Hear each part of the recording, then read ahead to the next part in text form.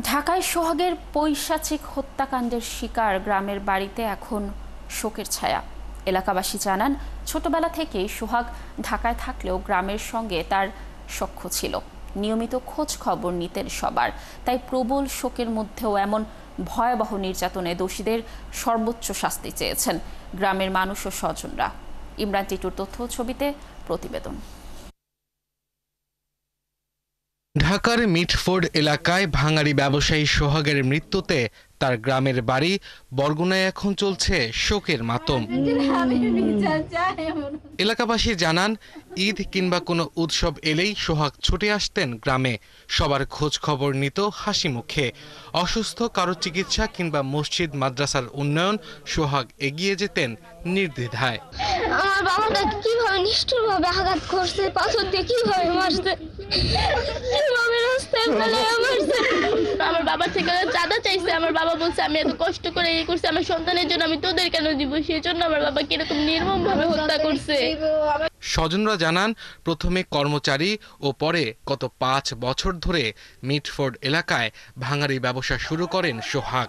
2 লাখ টাকা চাঁদা না দেয়ায় তার নৃশংস হত্যার ঘটনা সভ্যতাকে প্রশ্নবিদ্ধ করে। একে শুধু হত্যাকাণ্ড বললে কম বলা হবে। এটি এক ধরনের সামাজিক ও নৈতিক অবক্ষয়ের চূড়ান্ত রূপ।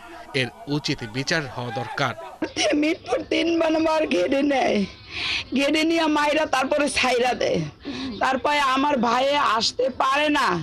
আমার ভাই অনেক কষ্ট করে উঠছে, উঠতে আসা তারপরে হেন থেকে হেরা দৌড়াই আবার গেটের ভিতরে নিছে, নিয়ে আমার ভাইয়েরে পাথর দিয়ে আমার ভাইয়েরে নির্মমভাবে হত্যা করছে।